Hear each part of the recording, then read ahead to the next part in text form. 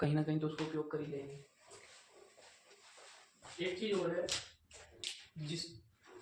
जिस व्यक्ति के अंदर दिमाग है वो सब कुछ कर लेगा, और जिसके अंदर दिमाग ना है ना वो करता करता भी कुछ नहीं कर पाएगा। सब दिमाग का खेल है।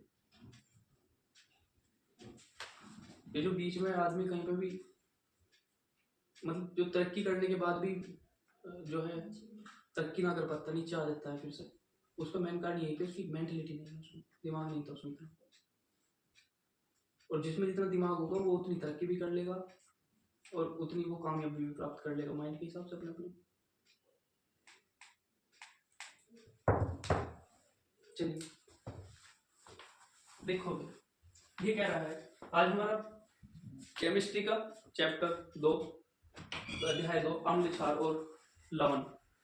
इसमें क्या होता है, इसमें है अम्ल की परिभाषा, गुण और उदाहरण। यानी कि अम्ल हम किसको कहेंगे, किसे हम अम्ल कहेंगे, और ऐसे कौन से गुण होते हैं जिनका हम पता लगा के ये बता सकते हैं कि अम्ल है।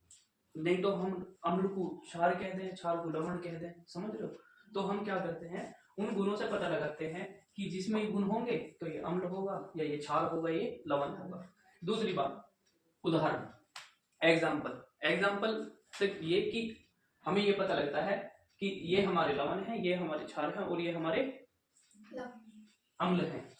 ठीक है, अब देखते हैं परिभाषा। अम्ल वे रासायनिक पदार्थ होते हैं, यानी कि अम्ल वे रासायनिक पदार्थ होते हैं जो पानी में घुलकर हाइड्रोजन आयन प्रदान करते हैं। यानी कि अम्ल को हम पानी में घोल सकते हैं, समझते हो, अम्ल पानी में घोले जा सकते हैं। गुण कैसा होता है भैया इनके अंदर अम्ल का स्वाद खट्टा होता है तथा ये जल में विद्युत का संचलन भी कर सकते हैं। अब जैसे कि खट्टी तो हमने जैसे देखा होगा, नींबू, टमाटर, दही, ये खट्टे होते हैं, ऐसी सिरका, तो इनका स्वाद कैसा होता है, खट्टा होता है। अब जो खट्टा होगा स्वाद में तो हम समझ जाएंगे कि ये अम्ल है भैया, ये क्या है, एसिड है, ये समझ रहे हो मेरी बात। ठीक है, ये जल में विद्युत का संचालन भी करते हैं, यानी कि जल में विद्युत को, यानी कि जिस जल की लवणता ज्यादा होगी, जिस जल के अंदर उसमें विद्युत का प्रभाव होएगा, अधिक होएगा उसको, समझते हो मेरी बात। और दूसरी बात है, अम्ल लाल लिटमस को नीला कर देते हैं, यानी कि जो नीला लाल लिटमस होता है उस पर अम्ल डालते हैं तो हम कैसा हो जाता है, नीला। हाँ ठीक है, उदाहरण क्या है इसके भैया, उदाहरण है इसके, चलिए ठीक है, ठीक, HCl यानी कि हाइड्रोक्लोरिक अम्ल। ये HCl कहाँ पाया जाता है, हमारे आमाशय में, समझते हो। ये एसिड क्या करता है, खाना पचाने का काम करता है। तो ये भी एसिड है। जब कोई बोलता है ना कि भैया एसिडिटी हो रही है? और पुराने जो आदमी होते हैं ज्यादातर, जैसे क्या मैं गाँव में कोई तेजाब बन रहा आज तो क्या होता है ना, वो जो तेजाब है वो क्या है, वो हमारा HCl है, समझते हो। दूसरा है हमारा H2SO4 सल्फ्यूरिक अम्ल। ये कहाँ पाया जाता है भैया, H2SO4 पाया जाता है जैसे कि बैटरी का तेजाब होता है, जो कार की ये बैटरी नहीं होती, उनका जो उनके अंदर जो तेजाब पाया जाता है उसको हम H2SO4 बोलते हैं। और हमारा क्या पाया जाता है, CH3COOH, यानी कि जिसको हम सिरका बोलते हैं, एसिटिक अम्ल। और हमारा HNO3 और H2CO3 यानी कि HNO3, ठीक है। और ये किसमें पाए जाते हैं, खट्टे में, जैसे दही हुई, समझ रहे हो। ठीक है, अम्ल के महत्व क्या है, क्या महत्व है अम्ल के। हमारे पेट में HCl भोजन पचाने में सहायक है। देखिए तेजाब जो है, अम्ल जो है, तेजाब जो होते हैं ये क्या करते हैं, किसी भी पदार्थ को टुकड़ों में बांटना और जल्दी से गलाने सड़ाने का काम करते हैं। ठीक है, क्या करते हैं, पदार्थ को टुकड़ों में बांट देंगे, गलाने का और सड़ाने का काम करेंगे, जो बहुत ही फास्ट करते हैं, उसको एसिड बोलते हैं। और एक चीज और है, अब आपका HCl जो है, जो आपने खाना खाया है, जो आमाशय के अंदर खाना है, उस खाने को गलाने का, सड़ाने का जो काम करेगा वो आपका HCl करेगा। ठीक है, और फिर क्या है, उद्योग में धातुओं की सफाई के लिए तेजाब का प्रयोग किया जाता है, और उर्वरक निर्माण व रंग आदि बनाने में उपयोग किया जाता है, किसका, अम्लों का। ठीक है, आगे है हमारा घरेलू उपयोग, जैसे सिरका, नींबू, दही, टमाटर में कार्बनिक अम्ल होते हैं। यानी कि जो हम घरों में उपयोग कर रहे हैं अम्ल का, स्वाद का, वे हमें किस रूप में मिलते हैं? हमें दही के रूप में मिलते हैं, नींबू के रूप में मिलते हैं और सिरके के रूप में मिलता है। यानी कि जो अम्ल है जिसको हम घर पे खाते हैं तो वे हमें किस रूप में मिलते हैं? सिरका, नींबू, दही, टमाटर, यानी कि जितनी भी खट्टी चीजें होती हैं। क्या भैया इमली भी होगी? हाँ जी। ठीक है, वेरी गुड। अच्छा, अब बात करेंगे क्षार की। क्षार की परिभाषा, गुण और एग्जाम्पल। अच्छा, हम देखते हैं परिभाषा में क्षार की कैसे पहचान करेंगे कि क्षार है और ये अम्ल है। तो देखिए, अम्ल का तो हमें लग गया पता, ठीक है। अब क्षार का कैसे पता करेंगे? कि वे पदार्थ जो पानी में घुलकर OH हाइड्रोक्साइड आयन प्रदान करते हैं क्षार कहलाते हैं। समझ रहे हो? दूसरा, गुण कैसे होते हैं? इसका स्वाद कड़वा, वह स्पर्श चिकना, फिसलनदार होता है। कि भैया ये स्वाद में कैसा लगेगा? कड़वा और चिकना होगा और फिसलनदार होगा, ठीक है। क्षार नीले लिटमस को लाल करते हैं, वो लाल लिटमस को नीला करते हैं। और ये कह रहा है फिनोलैक्थीन में गुलाबी रंग उत्पन्न करते हैं। किसके द्वारा? क्षार के द्वारा। ये जो क्षार है ये क्या करता है? गुलाबी, ठीक है। उदाहरण, एग्जांपल, NaOH यानी कि सोडियम हाइड्रोक्साइड और KOH पोटेशियम हाइड्रोक्साइड। और हमारा जैसे कि एक चूना पानी है, अगर हम उसको देखें तो कैसा लगता है हमें? चिकना, फिसलनदार होता है। आगे हमारा क्या है?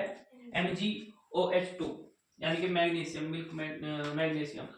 अच्छा, इनके जो उपयोग हैं वो साबुन है, डिटर्जेंट है, कागज है और प्लास्टिक है, दवाइयां हैं और अम्लता दूर करने में।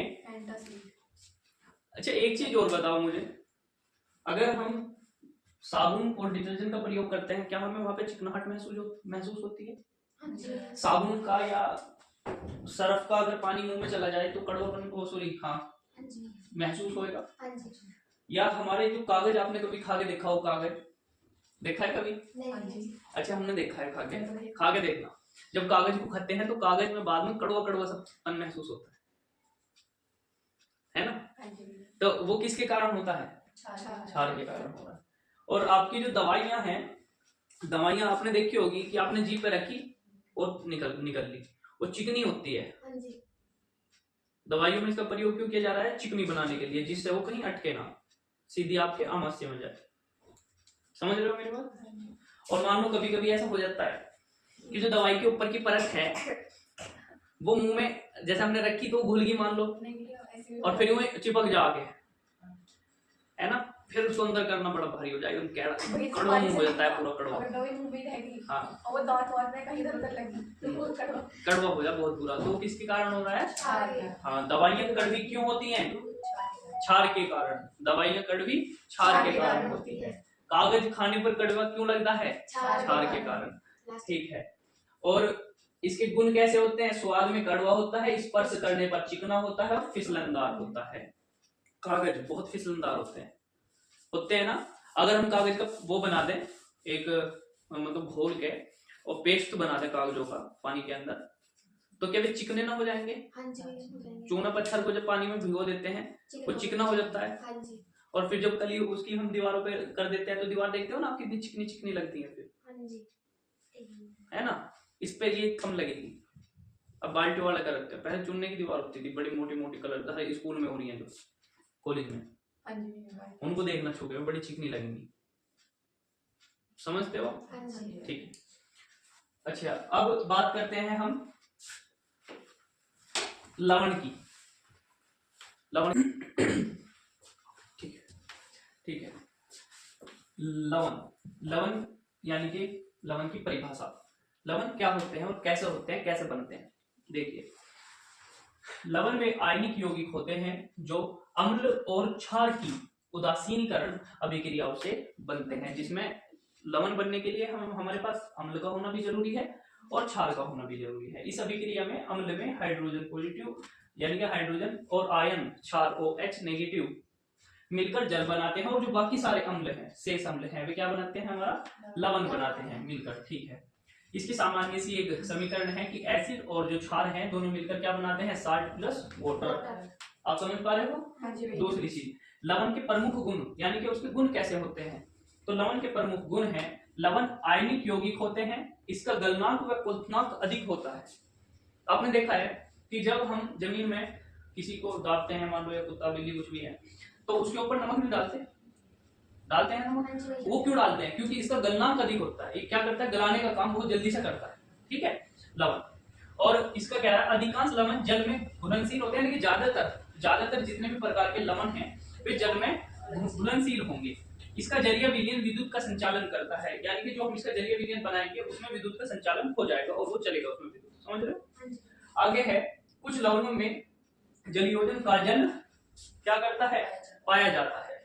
आगे है, लवण का पीएच उसके बनने वाले अम्ल और क्षार की प्रकृति पर निर्भर करता है, यानी कि जो अम्ल और क्षार दोनों की प्रकृति है, मतलब किस किस तरह के हमारे पास अम्ल है, कौन सा अम्ल है और कौन सा क्षार है, इन दोनों पे डिपेंड करेगा कि लवण का पीएच मान क्या होगा।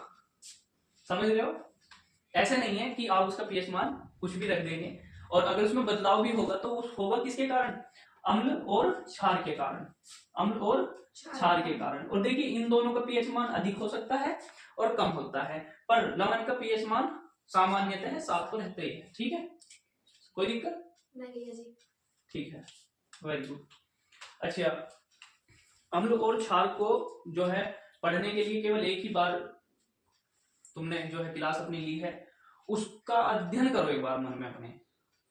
जैसे जो हमने सीखा है ना, उसको एक बार आंख बंद करो, और आंख बंद करने के बाद सोचो उसे दिमाग में कि हमने क्या क्या पढ़ा है, बोर्ड पर क्या क्या लिखा था, कहाँ कहाँ क्या लिखा था। समझते हो। तो उससे क्या होगी, उससे तुम्हारी स्मरण शक्ति बढ़ेगी। हाँ, चीजों को याद कैसे करें, याद करने की जो शक्ति होती है वो बढ़ती है हमारी। तो याद करने का सबसे बेहतरीन फॉर्मूला ये है कि आप पढ़िए और एक बार आंख बंद करिए और उसको सोचिए क्या लिखा था और कैसे कैसे लिखा था। अगर तुम ऐसे 2 से 3 बार कर लो ना, किसी को पढ़ के अपने मन में ऐसे सोच लो, बिल्कुल ऐसे जैसे सामने लिख रहा है और उसको हम देख रहे हैं ऐसे, तो मैं 100% गारंटी लेता हूँ आप कुछ नहीं बोल सकते। कितना ही बड़ा पैराग्राफ हो, कितना ही बड़ा क्वेश्चन हो, पढ़ने का सबसे बेहतरीन तरीका यही है, याद करने का। समझे ना समझे। हाँ, समझ गए। और पढ़ाई केवल ये ना है, पढ़ाई ये ना है कि आप पढ़े और या क्या है क्वेश्चन याद कर लिए, आपने पढ़े पेपर क्लियर कर दिया, 9th कर लिया, अब 10वीं में आ गए, अब 10वीं में चलो क्लियर कर लेंगे तो हम पढ़े लिखे। पढ़ाई लिखाई है कि तुम्हारे दिमाग का विकास हो रहा है, नहीं हो रहा। समझते हो। अगर दिमाग का विकास हो रहा है तो इसका मतलब तुम पढ़े लिखे हो, और दिमाग का विकास नहीं हो रहा चाहे कितने भी पढ़ने के बाद, तो आप अनपढ़ हो। समझते हो। तो दिमाग का विकास होना जरूरी है। तो अपने माइंड पे जोर डालिए, आंख बंद करके सोचिए कि हमने क्या पढ़ा। अगर हम वहां से भूल रहे हैं उसको दोबारा पढ़िए वहां से। ठीक है, तो यही है पढ़ने का तरीका सबसे बढ़िया। इसमें ऐसा है आप कितनी भी जानकारी इकट्ठा कर सकते हो अपने दिमाग के अंदर।